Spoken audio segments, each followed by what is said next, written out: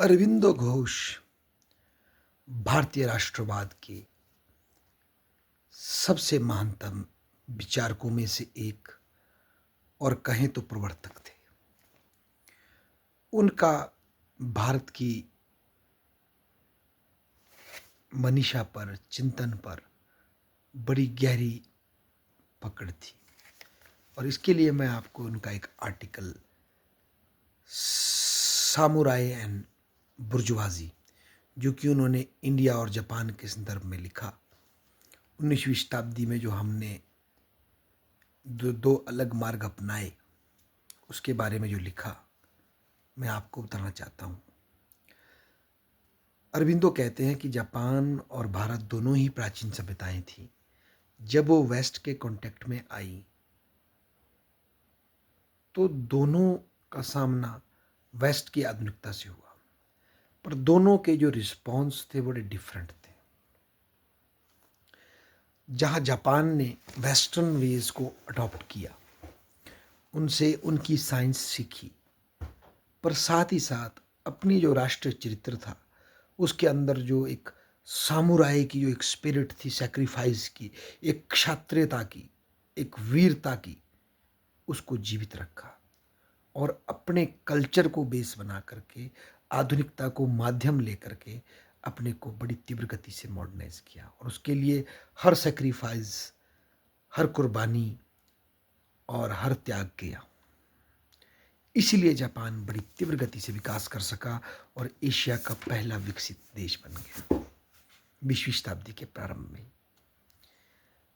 और जबकि इंडिया में ये होता है कि अंग्रेजों ने जो व्यवस्था भारत में स्थापित की, उन्होंने एक ऐसे कल्चर को जन्म दिया जो बुर्जुआजी था, जो कि कंफर्ट सीकिंग था, जो कि स्व के स्वार्थ से लिप्त था और जो हम आज भी अधिकांश लोगों का चरित्र देख सकते हैं कि वो अपने स्वार्थ से ही लीन होते हैं।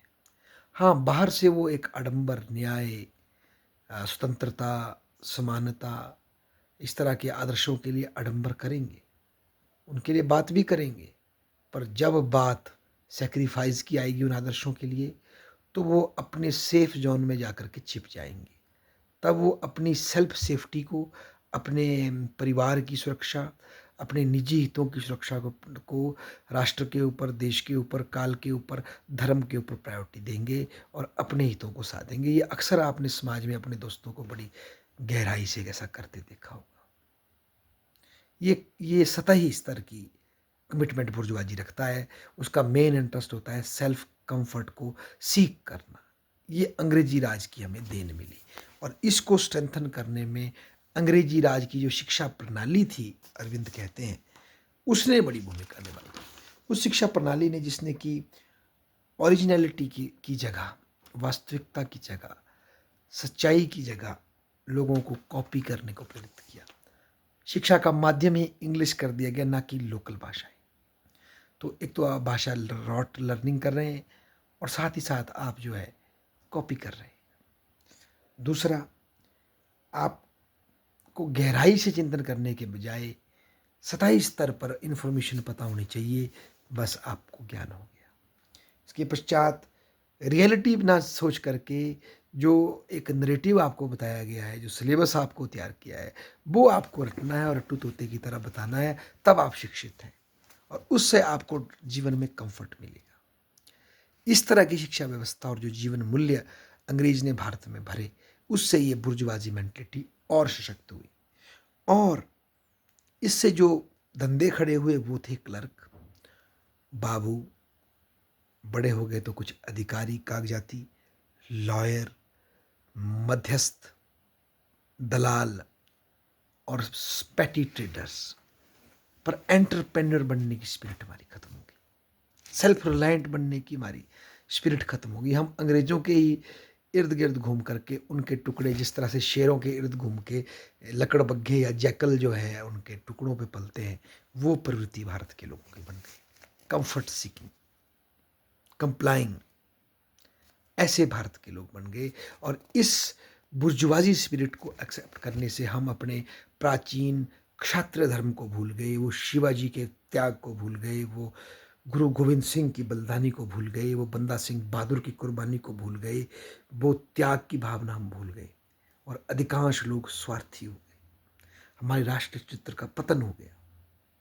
इसीलिए हम कंफर्ट सीकिंग हो गए, अपने ही देश से गद्दार हो गए। ये हमारे कारण था, ऐसा महर्षि अरविंद कहते हैं। इसके अतिरिक्त वो बोलते हैं, कुछ बातें मैं और इसमें बताना चाहता हूँ।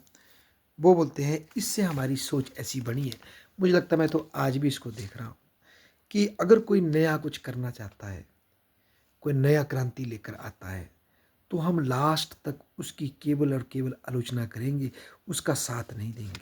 हाँ, यदि वो कामयाब हो गया, फिर हम रेस लगा के उसके साथ जुड़ जाएंगे, चाहे फिर हम उसके विचारों से एग्री करते हैं कि नहीं करते हैं, पर क्योंकि वो सक्सेस हो गया तो हम उसके साथ फिर पूरी भीड़ चलेगी, भीड़ और भीड़ चलेगी।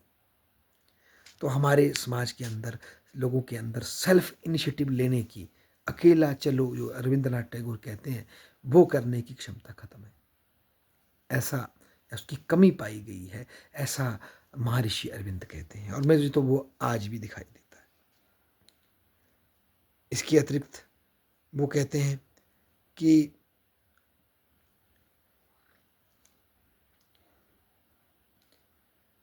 ये जो कंफर्ट सीकिंग जो माइंड सेट है, यही भारत को एक डिफरेंट ट्रैजेक्टरी में ले जा रहा है और जापान को एक टोटली डिफरेंट ट्रैजेक्टरी में ले गया है।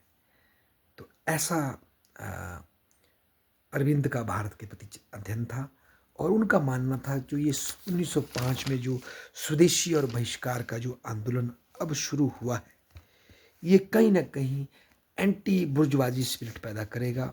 जो कंफर्ट सीकिंग सरकारी दलाल बनकर, सलाली सरकारी हल्के का या अंग्रेज़ का चमचा बन कर के जो खाने पीने की जो सुविधा है उसको त्यागने के लिए लोगों को प्रेरित करेगा और राष्ट्र चेतना को, राष्ट्र शिक्षा को बढ़ाने के लिए प्रेरित करेगा, ऐसा अरविंद मानते थे। और इससे लोगों में बुर्जुआजी को छोड़ करके, धर्म को छोड़ करके क्षत्रिय धर्म को अपनाने और देश के लिए कुर्बान होने और देश के लिए बिना स्वार्थ के कार्य करने की प्रेरणा पैदा होगी, ऐसा महर्षि अरविंद मानते थे। धन्यवाद।